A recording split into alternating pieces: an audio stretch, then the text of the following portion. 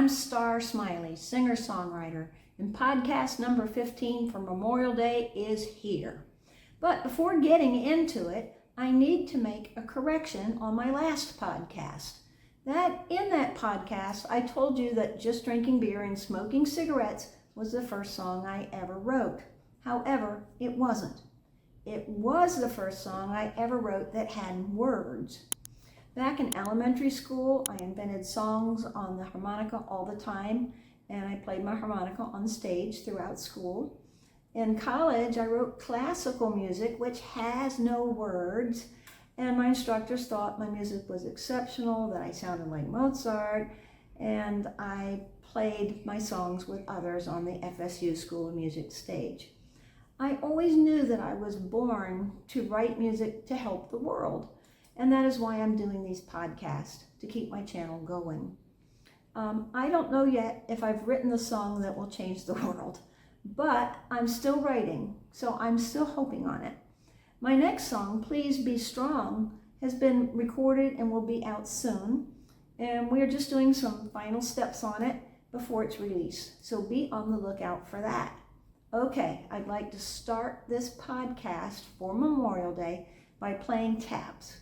First, here's the backstory. Most of you probably know what taps is, but for those of you that don't, in the military there is a bugle call played to indicate lights out at the end of the day. It's associated with military funerals and can also be played at civilian funerals. It's a final salute to the deceased, and it's a powerful symbol of respect and remembrance. I thought this would be the right song to play for Memorial Day. Who wrote taps? Well, here's a little history for you. Daniel Butterfield, a commander during the Civil War, wrote taps with the help of his bugle player, Oliver Wilcox Norton. They wrote it to honor Butterfield's men while in camp at Harrison's Landing in Virginia, following the 7-day Battle of 1862. Taps soon spread to both the Union and the Confederate armies, and taps was made an official bugle call after the Civil War. Now, while talking about history, over 50 years ago, in college, my major instrument was the flute. Since I was going to become a band director or orchestra director, I had to learn how to play all of the instruments, including the stringed instruments, so I could help my students when I became an official band director. During my rotation on all these instruments, I learned trumpet for a week or two. Someone at the time gave me an old trumpet, it's probably an antique by now, that hasn't been touched until now. It sat in its box the whole time. This trumpet doesn't have the attachments that the ones today have.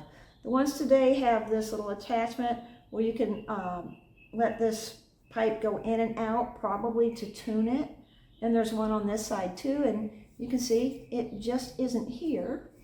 But I oiled this, the valves, so that they would work, but it didn't help much. I still have a sticky valve here.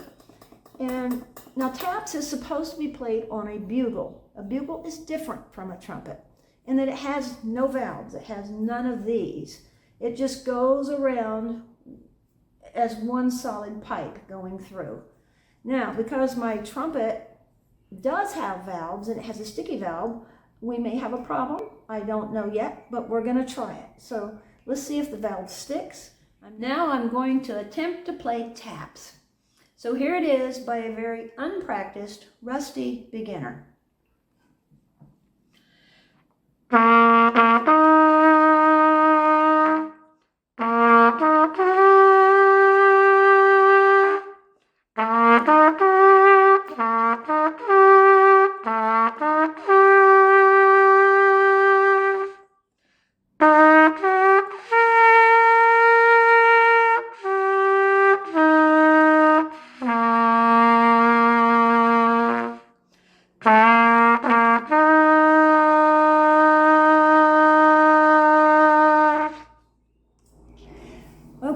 hear a professional trumpet player play taps during the actual Arlington National Cemetery funeral later on. Now let's discuss Memorial Day. What is Memorial Day? Memorial Day now encompasses all those who have died in service to our nation, both during wartime and peacetime. It's a day to reflect on the sacrifice made by all our military personnel who have died while serving our country. I just heard that President Trump is planning on making more changes to it. I don't know what they are yet, but just know that some changes are likely coming as to how it's described. Okay, while visiting some friends up north of here, they showed me Veterans Memorial Island Sanctuary in Vero Beach, Florida. I was impressed. It was truly a beautiful, peaceful place. So I decided to go back there to look around, shoot some photos, and then share those photos with you. This place is a living tribute to all veterans. No one is actually buried there, but it is a lovely place to reflect. Florida apparently had the third largest veteran population in the nation at the time of the article that I read, and to make sure those individuals were recognized and honored, the city of Vero Beach created an island just for them. It is for all veterans. However, if you are from Indian River County, you can have your name engraved on the gravestones there. So here are some videos and photos of the place. Here we are at the Veterans Memorial Island Sanctuary in Vero Beach, located adjacent to Riverside Park on the Barrier Island, south of Merrill Barber Bridge. This is a quiet haven for reflections on the sacrifices made by the men and women in our armed forces. It's said to be one of the most beautiful veteran sanctuaries in the country. Let's see what's in here. Let's start off with a map of the park, showing you where everything is.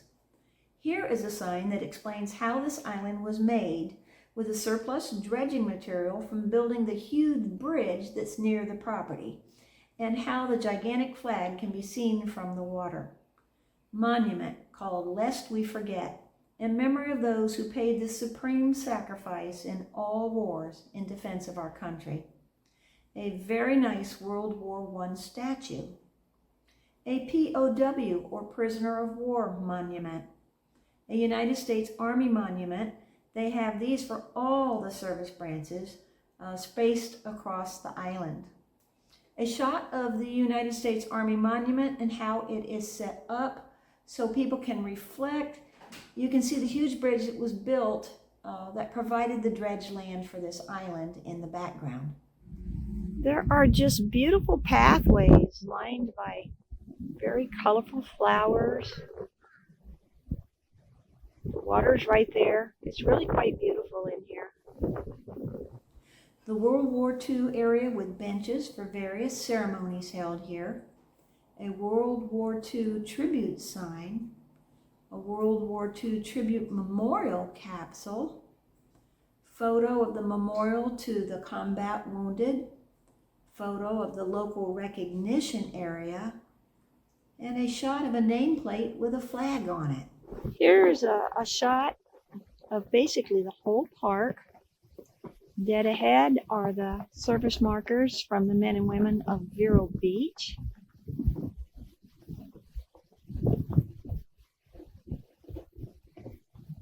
It really is very, very nice.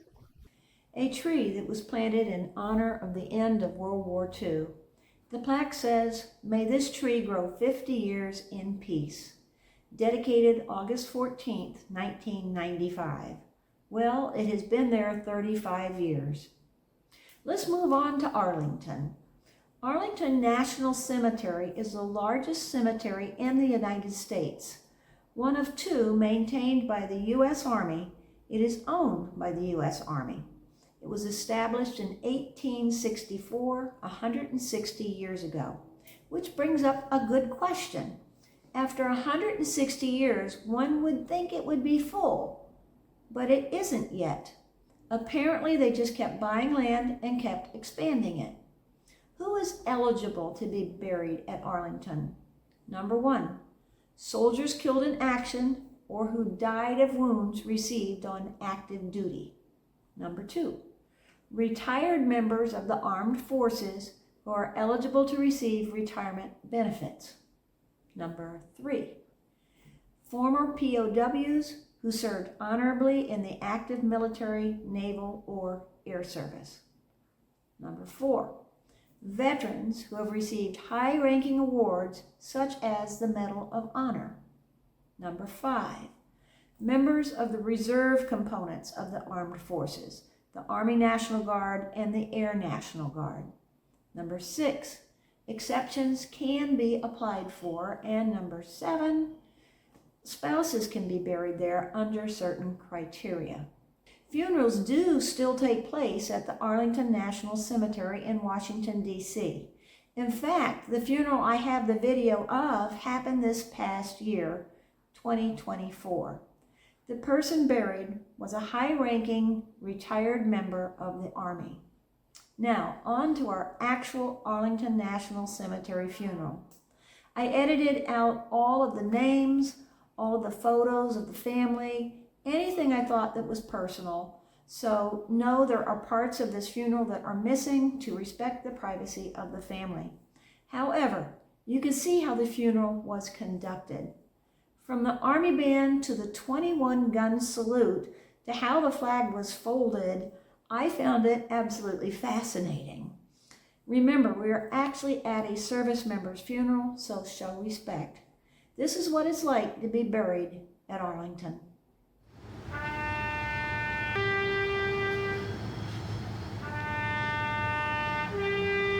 In life, he honored this flag, and now this flag will honor him.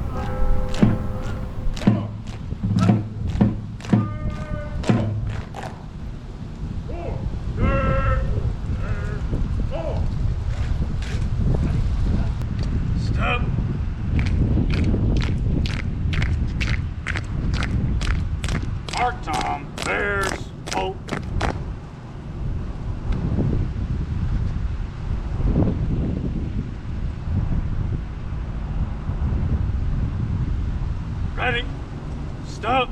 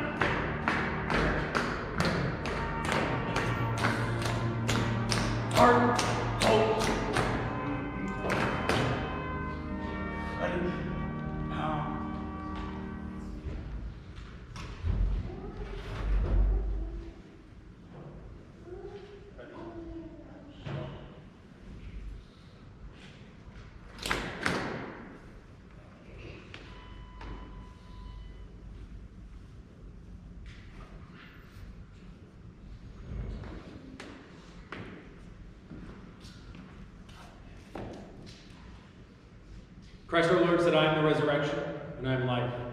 Those who believe in me, even though they die, yet shall they live. And whoever lives and believes in me shall never die. I am the Alpha, the Omega, the beginning and the end, the first and the last. Because I live, you shall live also.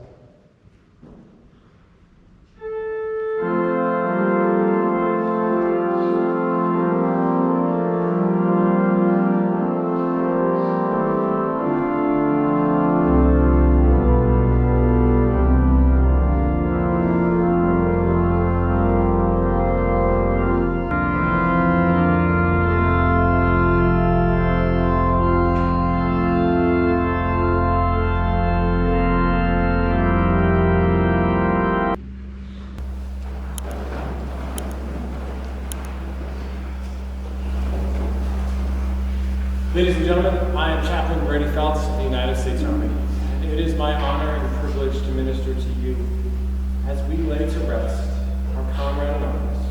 Since the dedication of this building in April of 1935, nearly every American president and leader from our nation have attended services here. They have come to pay tribute to our nation's heroes and patriots.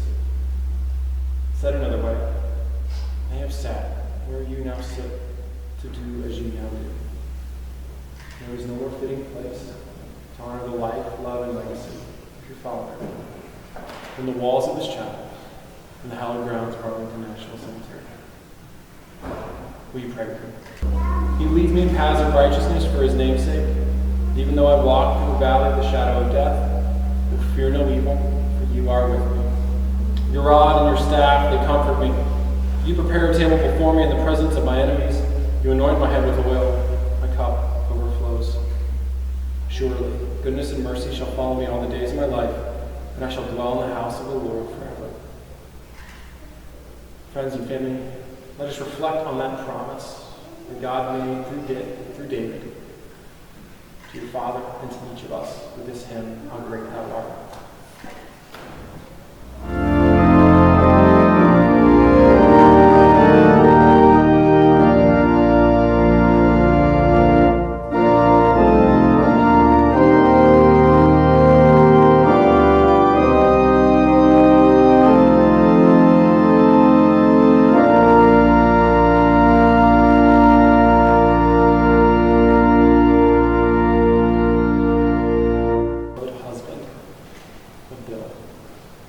Much could and rightly should be said of his time in service. He served in the infantry, which put him in line for some of the most difficult training the Army has to offer. And he pushed himself even to serve alongside the vaunted Special Forces. He traveled the world, helping keep our nation safe. He was able to see and experience much while giving so much back to our nation and our community. And it is only right and appropriate that he comes to rest here at Arlington. That's why he's here. You're here because of who he was outside of that uniform. The love that you shared with him, the stories that you told with him, the memories that you made with him. And I am sure, in the same way that Big Pop's had a big presence, you have missed and felt that absence in the months since you had to say farewell to your father and grandfather. I'm sure that you have reflected on him and missed him every time you see a terrible towel, and I'm sure that you are cheering for them in this coming playoff season. I'm sure that you have missed his anecdotes and the stories that he would tell, usually about all things history. You'll miss the compassion he taught you, the way that he showed you what it means to care for someone else, whether it was you, his family, or others like pets, and in particular, Trooper. And of course, you will think of him every single time you see a bowl of butter pecan. For everything that we could say about who it is ultimately who he was as that friend and mentor and example, a loving father and grandfather, and a beloved husband of 53 years that we celebrate in this time. As hard as this moment is, take hope and comfort in this. God honors a life well lived. As Dad loved well and showed compassion to many, we can trust that by his faith, He was met on that distant, happy shore of heaven with a well-done, good and faithful servant by Christ in whom he trusted. He has run his race and kept his faith, and now he's received his prize and found his rest. My hope and prayer for each of you in the days ahead, in particular as the holidays continue, is that you find peace and comfort in that same promise that Dad is now living into. Amen. Friends, family, as you're willing and able, will you join me in the Lord's Prayer?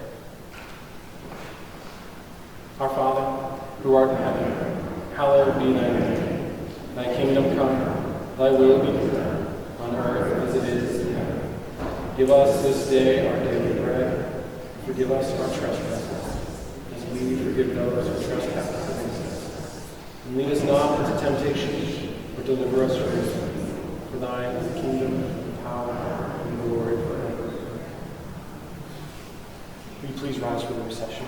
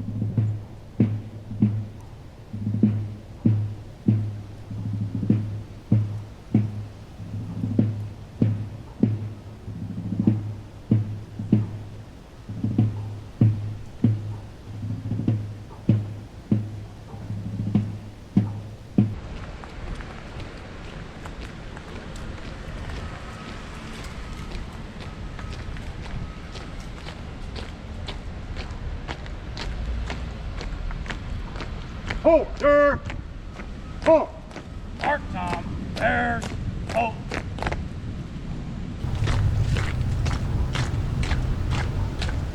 Mark, halt.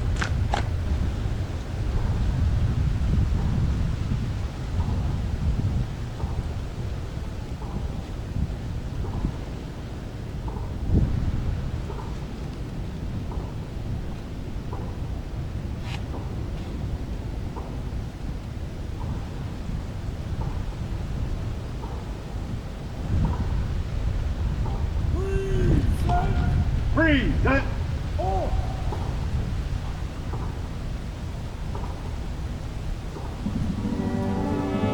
Ready? Go!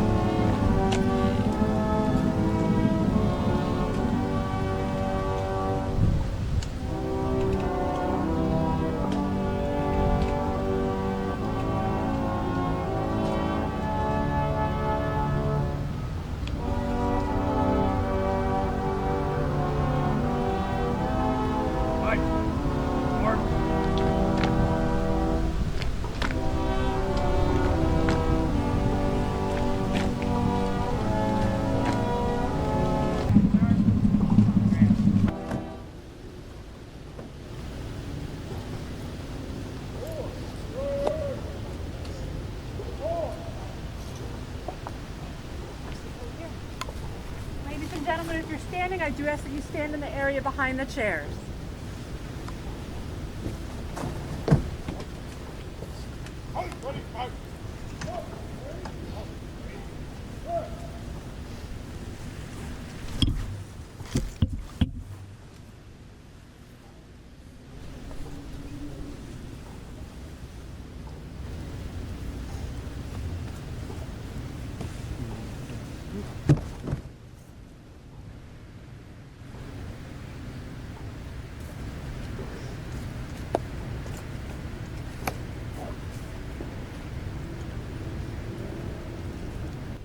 And as you look out upon the rows of headstones, each one representing a brick in the foundation of freedom upon which we stand here this day, I encourage each of us to remember this. There is no place here at Arlington National Cemetery that can ever be purchased. Each must be earned through honorable and faithful service. Will you pray with me as we commit our brother to his final rest? During his time in service, he received multiple decorations, United States military honors. In life, he honored this flag, and now this flag will honor him.